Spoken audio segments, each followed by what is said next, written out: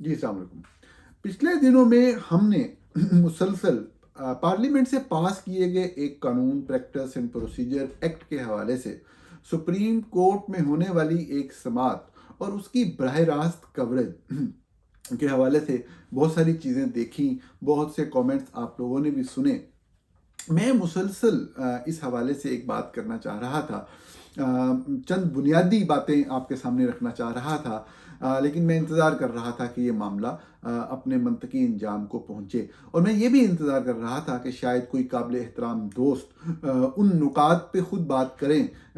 جو کہ میں اب آپ کے سامنے رکھنے جا رہا ہوں۔ میں نے کسی کو بھی اس طرح سے بات کرتے ہوئے نہیں دیکھا۔ یہ میری انڈرسٹینڈنگ ہے اس اوورآل ایشو کے حوالے سے جو میں آپ کے سامنے رکھوں گا، اور مجھے بنیادی بات یہی لگتی ہے کہ یہ خام خواہ ایک ڈھگوسلا ٹائپ چیز تھی، ایک ڈگڈگی والا تماشا تھا جو لگایا گیا، جس کی ہرگز بھی ضرورت نہیں تھی۔ کیا اس کا مطلب یہ ہے کہ اس فیصلے کے نتیجے میں جو ہوا ہے وہ نہیں ہونا چاہیے تھا؟ نہیں، ہرگز نہیں، میں یہ نہیں کہہ رہا۔ اس فیصلے کے نتیجے میں جو ہوا ہے وہ بہت ضروری تھا، وہ لازمی ہونا چاہیے تھا، لیکن شاید یوں نہیں ہونا چاہیے تھا جیسے کیا گیا۔ ایسا میں کیوں کہہ رہا ہوں؟ میں چند معروضات آپ کے سامنے رکھتا ہوں۔ پہلی بات تو یہ ہے کہ پارلیمانی جمہوریت پر یقین رکھنے والا کوئی بھی شخص ایمان کی حد تک اس بات کو مانتا اور جانتا ہے اور سمجھتا ہے کہ ایسا ہونا چاہیے کہ parliament mother of all institutions ہے، پارلیمنٹ کنسیو کرتی ہے اور بناتی ہے قوانین کو، آئین پارلیمنٹ کا دیا ہوا ہے، اور پارلیمنٹ ہی سپریم ہے۔ کوئی بھی شخص جو جمہوریت پسند ہے، جو پارلیمانی جمہوریت پہ یقین رکھتا ہے، وہ سپریمیسی آف پارلیمنٹ پہ بھی یقین رکھتا ہے۔ Supremacy of rule of law and supremacy of constitution کا مطلب ہی سپریمیسی آف پارلیمنٹ کو ماننا ہے۔ یہ بات 100% درست ہے، اس میں کوئی اگر مگر نہیں۔ بات اتنی ہے کہ پارلیمنٹ جو قوانین بناتی ہے وہ لوگوں کے حوالے سے، لوگوں کے معاملات کے حوالے سے، ملک کے مسائل کے حوالے سے، ملک کے معاملات کے حوالے سے ہوتے ہیں، اور وہی قانون بنا سکتی ہے اور انہی قوانین کو امپلیمنٹ ہونا چاہیے۔ اگرچہ پاکستان میں ایسا ہوتا نہیں ہے، آپ کو پتہ ہے کہ پارلیمنٹ کو استعمال کر کے فوج اور ISI اور دوسرے ادارے جو ہیں وہ اپنی مرضی کی قانون سازی کرواتے ہیں۔ تقریباً ہاسٹیج والی کیفیت ہوتی ہے ممبران پارلیمنٹ کی۔ میری چند فکروں کا کوئی جذباتی مطلب یہ نہ سمجھ لے کہ میں یہ کہہ رہا ہوں کہ بڑے آئیڈیل ڈیموکریسی ہے پاکستان میں اور میں سپریمیسی آف پارلیمنٹ کا حامی ہوں، تو اس کا مطلب ہے کہ اس پارلیمنٹ کا جو چند دن پہلے بھی تھی اس کا بھی حامی ہوں۔ نہیں، ایسی بات نہیں ہے۔ پارلیمنٹ کا میں نے ایک اس حوالے سے بات کی کہ اصول کیا ہے، اصولی طور پہ بات کی۔ اگرچہ ہمارے ہاں بہت سے مسائل ہیں تو ہمیں ہر وقت ایشو کو دیکھتے ہوئے، صورتحال کو دیکھتے ہوئے ہی کوئی موقف جو ہے وہ اپنانا ہوتا ہے۔ پاکستان کے اندر جو قوانین بنتے ہیں، جو عوام کے لیے، حکومت کے چلنے کے لیے، لوگوں کے اور اوورآل نظم و نسق، ایڈمنسٹریشن آف جسٹس کے حوالے سے جو بھی چیزیں ہوتی ہیں اس کے اوپر عملداری پھر ہوتی ہے اور ملک کا ایک نظام چلتا ہے۔ لیکن بعض باتیں پارلیمنٹ کے حوالے سے ایسی ہوتی ہیں کہ پارلیمنٹ کا فنکشننگ کیسے ہوگی۔ پارلیمنٹ کے جو دو ایوان ہیں، ایک قومی اسمبلی ہے، ایک سینٹ ہے، تو قومی اسمبلی کے اندر جو ہے وہ معاملات جو ہیں وہ کس طریقے سے آگے چلیں گے، اس کے لیے چھوٹے چھوٹے جو چیزیں ہیں، اپوائنٹمنٹ کیسے ہوگی، فلاں دن جو اجلاس ہوگا تو وہ کیسے شروع ہوگا، کوئی بل پیش کرنا ہے تو وہ کیسے کرنا ہے، ان تمام چیزوں کے لیے رول اور ریگولیشن بنائے جاتے ہیں۔ یہ پارلیمنٹ خود ہی بناتی ہے۔ پارلیمنٹ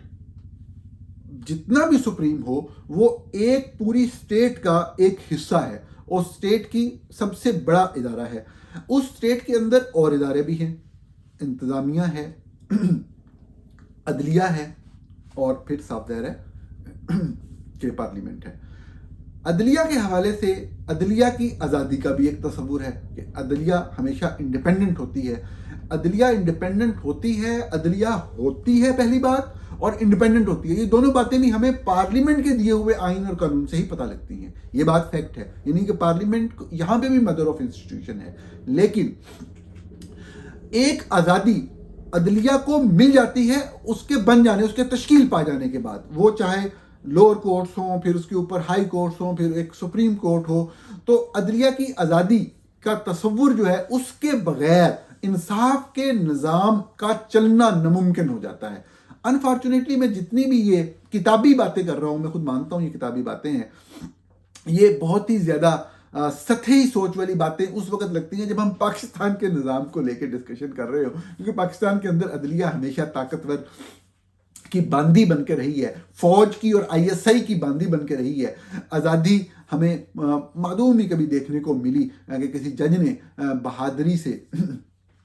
اور بالکل قانون کے اور اصول کے مطابق جو ہے وہ فیصلے دیے ہوں۔ بہت سارے لوگ آئے، بہت بڑے بڑے دعوے ہوئے، چند اچھے نام یقینی طور پہ ہیں، لیکن جہاں پہ بات فوج کی اور اسٹیبلشمنٹ کی آئی، زیادہ تر لوگوں نے سجدے میں گر جانا ہی مناسب سمجھا۔ بہرحال بات پھر اصول کی ہوگی، چند بعض اوقات اصولی باتیں کرنا ضروری ہوتا ہے۔ اب جب آپ نے ایک سپریم کورٹ بنا لی تو سپریم کورٹ کے اندر سپریم کورٹ کے ججز نے کنڈکٹ کیسے کرنا ہے، یہ فیصلہ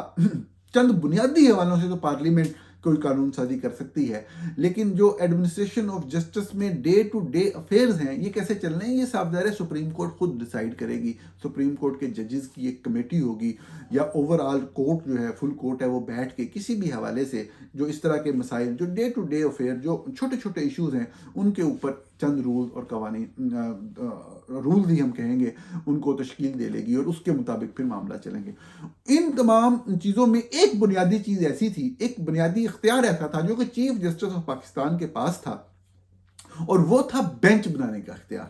جیسے جیسے فوج اور آئی ایس آئی نے اپنے کنٹرول میں لیا عدلیہ کے ادارے کو، تو وہ ان کی کوشش یہ ہوتی تھی کہ نیچے کوئی ایک آدھا جج اگر انڈیپینڈنٹ ہے بھی صحیح تو اس کو نہ چھیڑیں۔ یہ فوج اور آئی ایس آئی کی بات کر رہا ہوں، عدلیہ کے ادارے کو کنٹرول میں رکھتے ہوئے اپنی مرضی کے فیصلے کروانے کے لیے جب ضرورت پڑے، لیکن جو چیف جسٹس بنے وہ لازمی طور پہ ہماری مٹھی میں ہو۔ ہمیشہ سے ایسا ہی ہوتا تھا۔ اس کے لیے آئی ایس آئی بہت لمبی پلاننگ کرتی تھی، پورا ان کا ایک ونگ ہے اس کے حوالے سے، جو کہ ججز کی اپوائنٹمنٹ اور وکلاء میں سے لوگوں کو جج بنانے ان کا جو پروسیس ہوتا ہے، اس سے پہلے وکلاء کے ساتھ مطلب ایک تعلق، گہرا تعلق رکھنا، استوار کرنا، ان کو کسی طریقے سے بلیک میل کر لینا یا پھر ان کو اپنا بنا لینا، اپنے کسی پروجیکٹ کا حصہ بنا لینا، اور پھر اس کی اپوائنٹمنٹ کسی ہائی کورٹ میں کروا دینا، اور پھر یہ نظام ہمیشہ سے پاکستان میں چلتا رہا ہے، سب لوگ جانتے ہیں، کوئی یہ نئی بات نہیں ہے، اور پھر ان کو استعمال کرنا۔ ان میں سے ہی بعض لوگ جو خود ایجنسیاں لے کے آتی ہیں وہ کبھی فوج کے سامنے کھڑے بھی ہو جاتے ہیں۔ جیسے فوج نے دہشت گرد بناتی ہے، وہ دہشت گرد لوگوں کو ڈرانے دھمکانے کے لیے ہوتے ہیں، لیکن کسی دن فوج کے سامنے بھی کھڑے ہو جاتے ہیں۔ ججز میں سے ایک مثال جسٹس افتخار محمد چودھری کی ہے کہ فوج ان کو لے کے آئی، انڈکٹ کروایا، پہلے بلوچستان میں ان کو ایک عہدہ دلوایا، پھر جج بنوایا، پھر یہ ایک دن افتخار چودھری صاحب فوج کے سامنے کھڑے ہو گئے، فوج کے تو نہیں، صاف ظاہر ہے کہ اس وقت کے جو آرمی چیف سے ان کے سامنے کھڑے ہو گئے اپنا عہدہ بچانے کے لیے۔ انہوں نے بہت سے اچھے کام بھی کیے اپنی پوزیشن کے اوپر رہتے ہوئے، لیکن وہ اچھے کام بھی اوور آل نظام کو نقصان پہنچا گئے، کیونکہ ان اچھے کاموں کا وہ کام ہی نہیں تھا چیف جسٹس آف پاکستان کا، تو اس لیے اوور آل نظام کو اس کے حوالے سے نقصان ہوا۔ تو ایک چیف جسٹس کا اختیار ہوتا ہے کہ وہ بینچ بناتا ہے۔ جب آئی ایس آئی اور فوج نے عدلیہ کو استعمال کرنے کا طریقہ شروع کیا تو میں عرض کر رہا تھا کہ جو چیف جسٹس ہوتا ہے خصوصی طور پہ اس کو مٹھی میں رکھا، اور یہ والا اختیار جو ہے کہ چیف جسٹس ہی بینچ بنائے بھی، کبھی ہر کیس تو 100 معاملے چل رہے ہوتے ہیں آئی ایس آئی کے اور فوج کے، سارے معاملے ہی آئی ایس آئی اور فوج کے ہوتے ہیں، پورا ملک، پورا نظام وہ چلا رہے ہوتے ہیں، تو ان کو پھر بعض اوقات یہ ہوتا ہے کہ جی جو چھوٹے ججز ہیں وہ بھی اپنی مرضی کے کسی بینچ میں بیٹھے، کوئی ایک دو بندے بیچ میں آ جاتے ہیں جو ان کی مرضی کے نہیں ہوتے، یا وہ سمجھ رہے ہوتے ہیں ہماری مرضی کے ہیں، بندہ آگے سے انڈیپینڈنٹ نکل آتا ہے، یہ بھی بعض اوقات ہو جاتا ہے۔ تو اس میں جو اختیار چیف جسٹس کے پاس رکھا ہوا تھا، اور جب اپنی مرضی کے تحت استعمال کرنا شروع کیا، جیسا میں بے شمار بار عرض کر چکا ہوں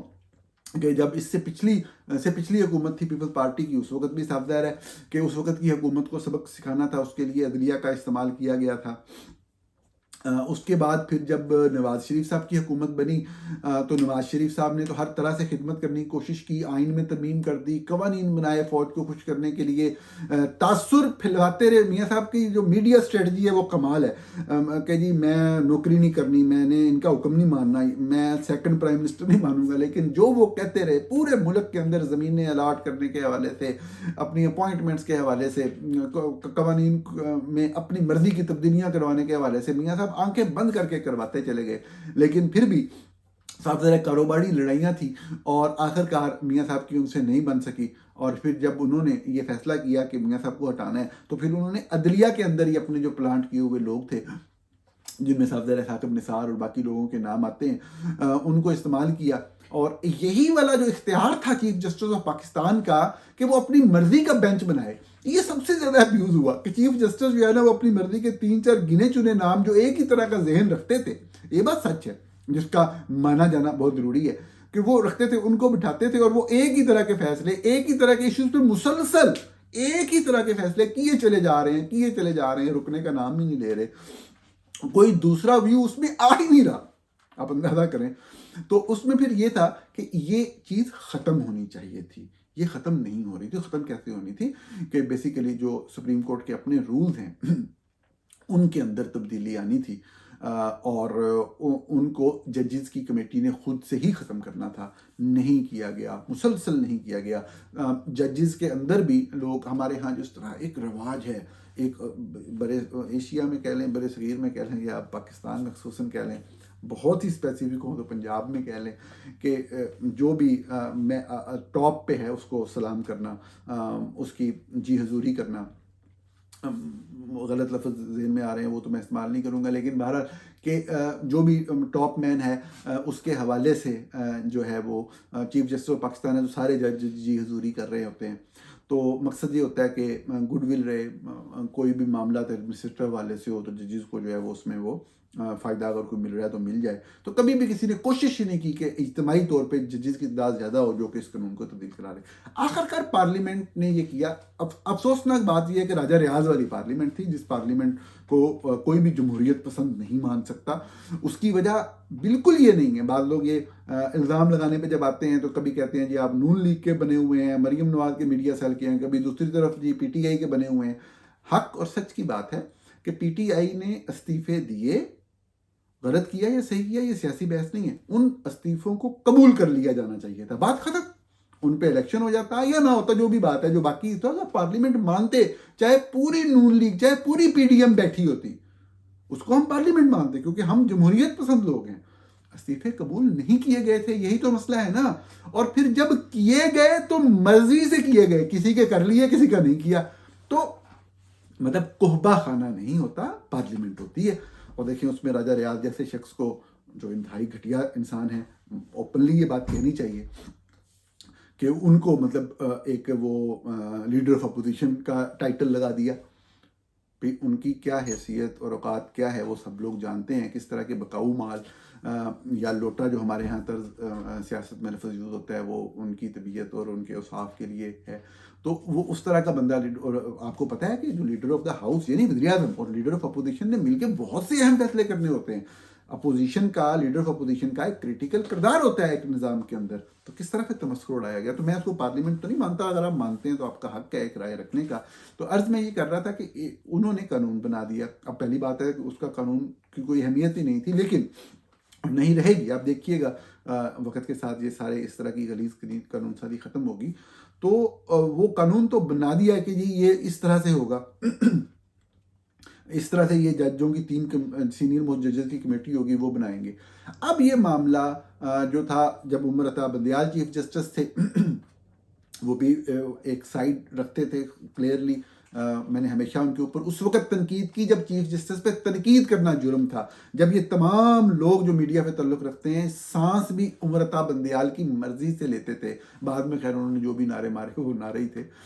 تو اس وقت بھی میں تنقید کرتا رہا ان کے اوپر۔ تو انہوں نے اس کو قانون کو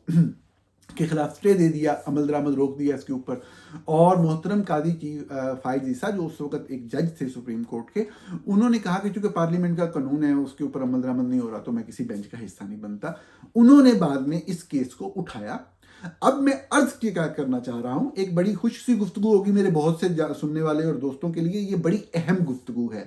قانون اور آئین کے حوالے سے، نظام کو سمجھنے کے حوالے سے بڑی اہم یہ گزارشات ہے میری، ایک صحافی کی حیثیت سے، جس نے ایک لمبا عرصہ سپریم کورٹ کو کور بھی کیا ہے۔ میری سمجھ کی یہ تو گزارشات ہیں آپ کے سامنے، میں یہ پوائنٹس آپ کے سامنے رکھنا چاہتا ہوں کہ اب جب یہ احساس ہو گیا تھا کہ یہ غلط ہے، چیف جسٹس کا یہ اختیار. تو اب اس کو کرنا کیسے تھا؟ تو میں عرض صرف یہ کرنا چاہ رہا ہوں کہ اس کے لیے پارلیمنٹ کے اس قانون کا سہارا لینے کی ضرورت نہیں تھی. آپ خود ججز کی کمیٹی وہ رول ہی تبدیل کر دیتے جس کے تحت چیف جسٹس کو یہ بینچ بنانے کا جو اختیار تھا یہ ایک رول کے تحت آپ لے لیتے اور اس کو اس کے تحت قرار دے دیتے کہ 3 ججز کی، 4 ججز کی، 5 ججز کی یہ کمیٹی ہوگی اور یہ اس طریقے سے، اور تمام ججز مل کے اس کے اوپر اس کو ووٹ کر دیتے اپنی اکثریت سے. اگر کل کو ججز اس کو چینج کرنا چاہیں تو اکثریت سے کل کو بھی چینج کر سکیں گے نا. میں کیوں کہہ رہا ہوں؟ میں اس لیے کہہ رہا ہوں کہ یہ انصاف کے جو بنیادی اصول ہوتے ہیں ایک جمہوریت کے اندر، ایک اسٹیٹ کے اندر جو 3 بنیادی ستون ہوتے ہیں ریاست کے، اس میں عدلیہ کی آزادی بیسک ترین چیزوں میں سے ہے. یہ عدلیہ کی آزادی سے متعلق ایک بات تھی. آپ نے ایک ڈگڈگی والا تماشا بنا کے لوگوں کو اکٹھا تو کر لیا، بات تو آپ نے وہی کی جس کو میں خود بھی کہہ رہا ہوں صحیح ہے. میں نے تو پورے تاریخی حوالے دے کے آپ کو بتایا کہ یہ کتنا ضروری فیصلہ تھا یہ ہونا، لیکن جس طریقے سے آپ نے کیا اس حوالے سے تو ایک جینون پارلیمنٹ بھی یہ قانون بناتی تو آپ کو اس کے اوپر نہیں آنے دینے چاہیے تھا. آپ کو یہ قانون عدلیہ کی آزادی کے اصول کو جو ہے وہ اس علم کو سربلند رکھنے کے لیے خود سے قانون بننا چاہیے تھا کہ چیف جسٹس یہ بینچ نہیں بنا سکتا، یہ 3 ججز کی کمیٹی بنائے گی. یہ عدلیہ کا کام تھا، یہ پارلیمنٹ کا کام نہیں تھا. کیونکہ پارلیمنٹ جتنی بھی سپریم ہو، میں نے جس طرح عرض کیا کہ مدر آف انسٹیٹیوشنز ہے، وہ یہ نہیں بتا سکتی کہ یہ سپریم کورٹ کا جو ڈے ٹو ڈے کام ہے، ججز نے جو یہ کام کرنا ہے اور یہ کام کرنا ہے، یہ اس طریقے سے کرنا ہے، وہ ججز کی کمیٹی خود کرے گی. یہ میری ایک بیسک گزارش تھی. اگر وہ چاہتے تو کر لیتے. اب جو صحافی نعرے مار رہے ہیں کہ جی پارلیمنٹ کی، اور جو چند نام نہاد مفاد پر سیاستدان کہہ رہے ہیں کہ پارلیمنٹ کی سپریمیسی قائم ہوگی، وہ کیسے قائم ہوگی؟ بھئی یہ سمجھائیں کہ اسی قانون کے اندر ایک جو اپیل کا حق دیا جا رہا ہے،